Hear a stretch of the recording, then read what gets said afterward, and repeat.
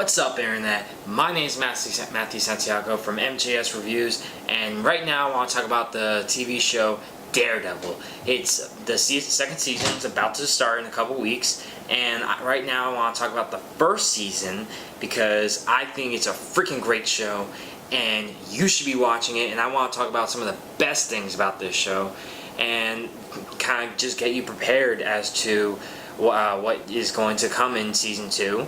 And also, I will be talking a little bit of spoilers. I'll definitely tell you guys when the spoilers will be coming, but I want to talk in general first, and then I'll get into the details in case you have seen it and just want to hear me talk about the show itself. But if you guys don't care for spoilers and just want to hear me talk about it, that's great. I like talking. So if you guys are still here we go.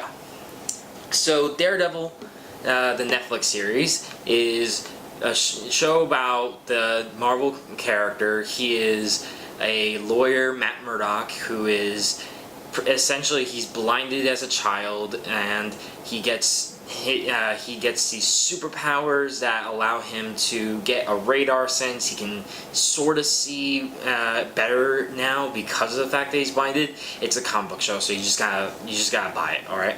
But so the show is really just down to earth, violent. It has a Dark Knight feel, but it's very realistic. Like, it's because the Dark Knight is grounded as Christopher Nolan made it. It still felt like a comic book show and comic book movie. My bad. With Daredevil, it really felt like this could happen, and especially for me, it felt very real, especially because the show takes place in New York. I'm from New Jersey, but I live right by New York, so it makes perfect sense. But yeah, it just felt very real, and I really enjoyed just seeing how well constructed this world is, especially knowing that it is part of the Marvel Cinematic Universe. So this is the world where the Avengers exist, and it is so different in tone, and it's so much fun to watch. So some of you guys are aware of the Daredevil movie with Ben Affleck, Batman now, but yeah, that movie's horrible. It disgraces the character, but take that and just throw it out the window. Throw it out the window, because this show is so freaking good. It just justice for all the characters in the Daredevil mythos. It sets up a great storyline that covers the entire season. It's gonna go into season 2. It starts connecting into all the other Marvel shows such as Jessica Jones, Luke Cage, etc. And I just can't praise it enough to where I really recommend this show. But first I want to talk about the characters. So the show stars Charlie Cox as Daredevil, Matt Murdock himself, and he is very good at playing this character. You look at him and you believe that he is a blind guy. He just that's one of the best things about this show. You really feel like this guy he actually is blind, and it's crazy because he's just flipping around like he's some sort of mega ninja, and it's just hard to believe that this is an actual actor who can see. And it's really weird because I looked at his filmography, and this guy's in Downton Abbey, which is mind-boggling in terms of the actor's range. But he is such a great lead. He kicks the crap out of Ben Affleck's performance. Don't mean any harm, Ben. I'm just expressing my opinion in terms of that. But I really just felt that Charlie Cox gave a tremendously good performance in this show. So there are a whole bunch of other characters like Foggy Nelson, who is Matt's best friend / lawyer, and he is. They both work together to try and help out the citizens of Hell's Kitchen, which is in New York, kind of like the main setting of the show is the just a small town area of Hell's Kitchen itself. It is really it's just really kind of jacked up over there. So Matt and Foggy try and help out the citizens there. They meet Karen Page. Yeah, so she is their first client in the first episode. If you consider that a spoiler, then yeah, I don't know what to tell you about that. It's literally in the first like 10 minutes of the season. So if you can consider that a spoiler, then yeah, I don't know what to tell you about that. But so there's Karen. She is their first client who eventually becomes their secretary, and so the three of them try to save the city from the Kingpin. The Kingpin is the main villain of the show, played by Vincent D'Onofrio. This guy is so good as the villain, and it's really weird because Marvel doesn't really have any good villains. Like Loki's a great villain. I really liked Ultron. I know a lot of people didn't, but most of their villains have been throwaway villains, and seeing a character so well developed like the Kingpin's, it is incredibly great. His performance, he feels like a real villain, and they give one episode where you really get to know him and you kind of root for him, which is kind of scary when you think about it. But it's he is a very great villain, and he definitely just challenges Daredevil consistently, and he puts Matt in a really hard place in terms of philosophy and whether or not Daredevil should decide whether or not he should kill this guy. He really puts him in a really bad position. I mean, yeah, it really is intense. So there's other minor characters like what's her name, Claire. Claire is one of the characters that Matt met in episode 2. She's a nurse. She helps Matt out with just like patching him up whenever he gets the crap beat out of him and such. There's also Ben. I'm forgetting his last name right now, but Ben is a reporter. He helps out Karen in terms of investigating all the criminal activities in Hell's Kitchen, which ultimately lead back to the Kingpin. So those are generally the main cast. I might be missing a couple. Please forgive me. There's a lot of characters in this show, but I just really want to cover the main core cast. That way you get an understanding of who are the people you're following in the story. Alright, so next I want to talk about the things that I really liked about this show. I already kind of went over the performances and the story, but there's just so many good things about this show that I really just gotta put it out there.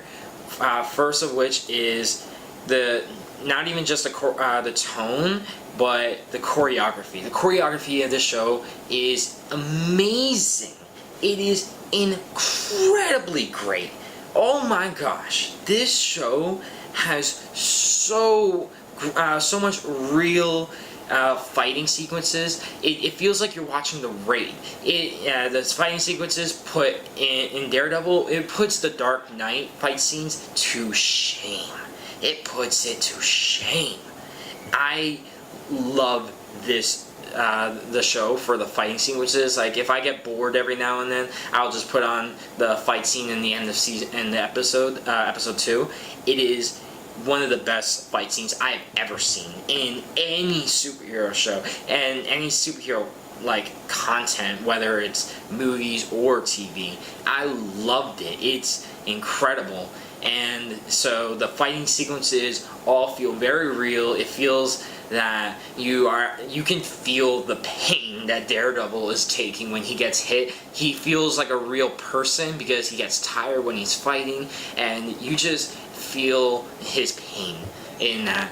And that is something that I don't think that a lot of shows in general with action sequences really get all that well. So there's that.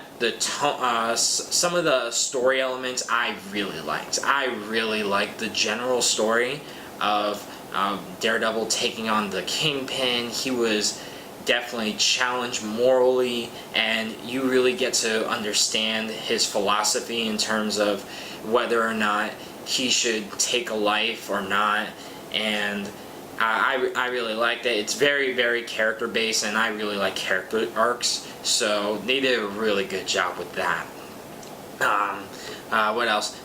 Each episode has kind of like its own little story, which I really liked, because you can watch the series as a whole and you'll love it, but each episode is so unique in its own right, really. Like you always walk away with one episode just knowing that that episode is unlike any of the other episodes of the season, which is really cool when you think about it. Like the first episode has a great setup. The ending montage at the end of the episode is incredibly well directed. Second episode has a great fight scene at the end of the episode where it's all one take, which is really cool. The third episode is more of a courthouse drama. It has a really cool speech in a jury setting. I don't want to go into details of that, and there's a lot more than that, but it's just every episode you really feel that each episode has one scene that you will remember about this show, which is really well done. Alright, next I want to talk about the things that could have been better, but generally there's not a lot to talk about, but there are some blatant things that I feel that I definitely need to discuss. So here we go.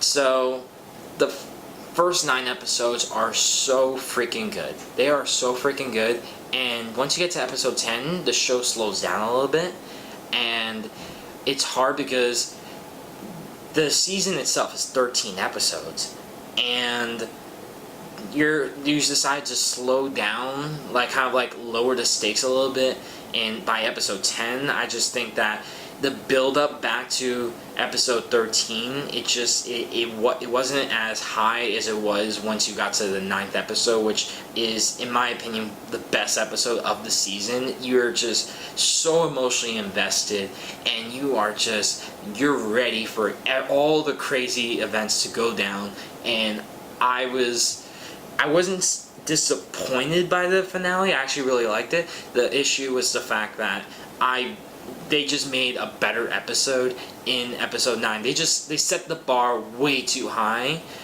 when you're three quarters of the season in, and then afterwards the show slows down a little bit, which it's not a bad thing. It's just the fact that they could have just built it up even more, and then by the time the finale came, you would have been so much more invested emotionally, but they kind of dropped the ball on that. So I really hope the second season doesn't really fall to that, because I love season 1, so I really hope that season 2 can definitely improve on that. That's generally my one complaint about it. And yeah, so I really love this show. It is so well done, and I really thought that this is probably one of the best superhero shows that I've ever seen, and that's saying a lot, because I watch Arrow, I watch Flash, and I watch most of the shows. I don't really watch Agents of S.H.I.E.L.D. or anything like that, but I really like Daredevil. I think it's a masterful show. It's so much fun to watch. When season 2 gets on Netflix, I'm probably gonna be in my man cave and watch it all in one shot, hopefully. I don't know. I'm sure that I'll probably take some breaks at the time, but I think that I hope that season 2 is incredible. It looks amazing, and if you haven't seen season 1, definitely check it out. Check out the trailer for season 2, because that's a lot of fun to watch, to get you pumped. I'm really excited to watch Punisher and Elektra just bring some chaos into the show. I really hope that this show is just continues to be one of the best shows on, I was about to say TV, but it's not really on TV, it's on Netflix. One of the best TV shows around. It is it's just so much fun. I recommend it for anyone who has access to Netflix or such. If I were to rank it, I'd probably give it like a 90. Yeah, 90%, 91 maybe. It's so much fun. I recommend it. You should watch it. Binge it if you can. It's not necessary. I think that a binging thing is a person like me, but if you binge it, it'll be totally worth it, because it's like watching a really long movie. That's really what it is. I hope season 2 has that set up as well. That's all I have to say about season 1 of Daredevil. It's on Netflix, so start binging. I'm Matt Santiago from MJS Review, and yeah, that's pretty much done here. So get watching, bro.